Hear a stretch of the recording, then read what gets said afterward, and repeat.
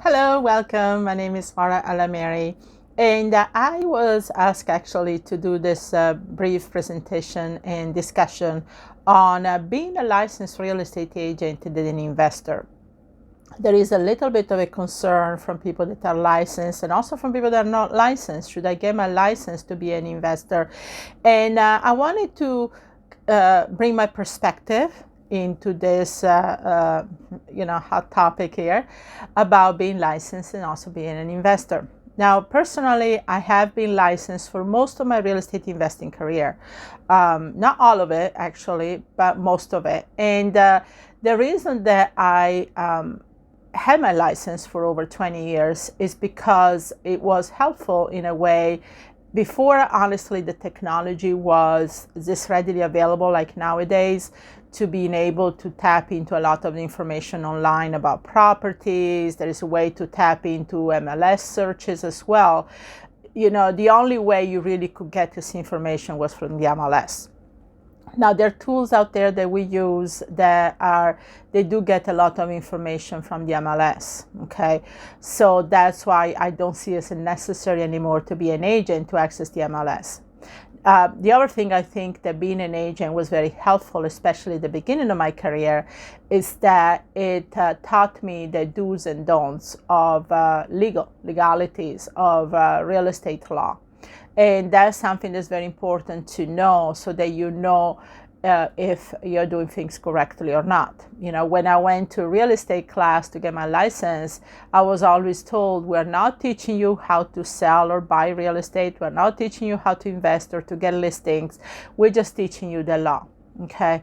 And so if for anything, if you are really apprehensive about, okay, what legalities can I run into, even just taking a real estate class without taking your exam to be an agent will be valuable, because so that you know what the do's and don'ts. Now, when you are licensed, though, one of the most important things that you need to realize that you have to disclose all the time that you're licensed. That is a must. You have to disclose it on your contracts when you sign a contract to buy or sell real estate. You have to disclose it when you talk to sellers. You have to disclose it when you talk to buyers. You have to disclose on any type of advertising you do. So you have to be very transparent. Now, you don't have to disclose it from the beginning when you're talking to a prospective seller, only when you start really getting in the conversation. And I always try to put it in there in a way that, it doesn't sound threatening, but makes it actually seller feel more comfortable maybe to deal with me because I'm licensed. So for example, I would say in my letters or advertising material that I am a licensed real estate broker. However, I'm not here to solicit a listing. I'm actually an investor who is looking to buy for herself. Okay, so you disclose it, but in a way the same, oh, okay, she's not soliciting, she's not trying to tell me what to do, she's actually looking for herself. And some sellers will look at you more favorably being licensed because you are a professional, especially if you put it in a light that, you are there to really be a service and help. You're not there to try to solicit any business. You're really looking at yourself and you conduct yourself as a professional. So that's why personally, when I send out any type of letters or direct marketing or postcards, I want to make them always look professional.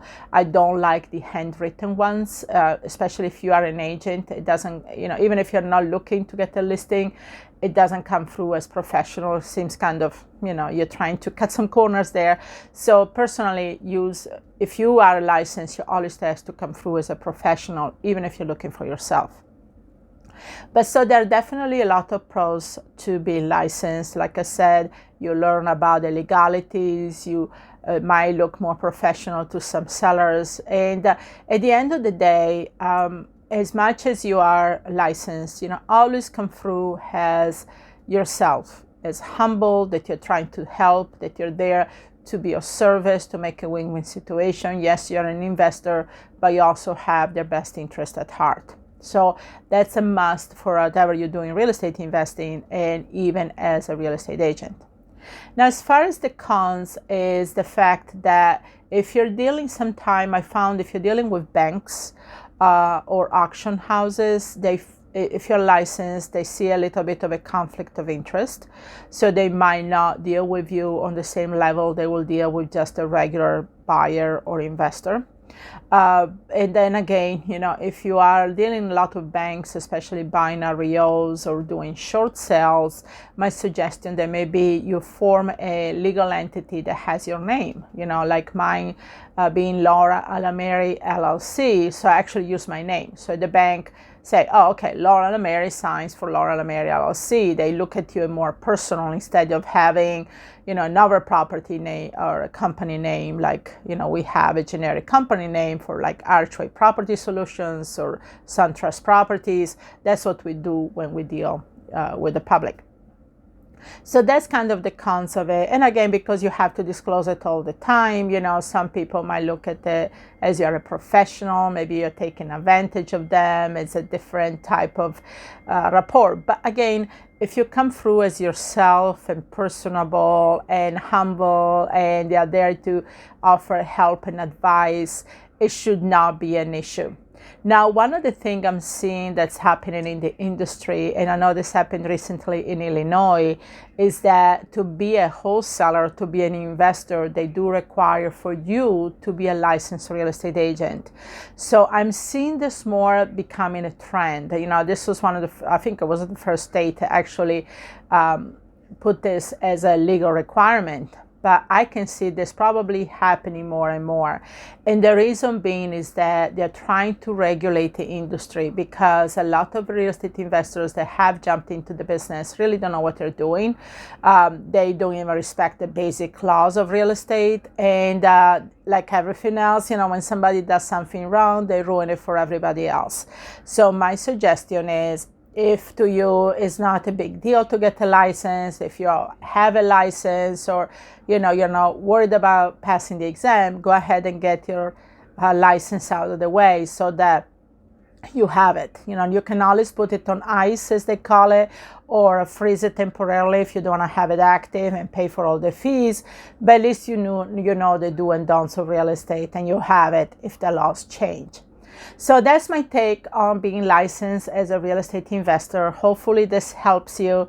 And like I said, I've been licensed for most of my career. I'm not licensed right now just because being an investor in different states, it's it was just, I didn't want to be licensed in different states, so I said I might as well be neutral and don't have to worry about disclosures and keeping my license in different states. But it's definitely something I've done. I've been licensed. I've been very successful as a licensed agent, never got into any trouble, and I said anything, it actually helped me to understand a lot about the legalities of writing contracts. Okay, thanks again, and hopefully this was of help.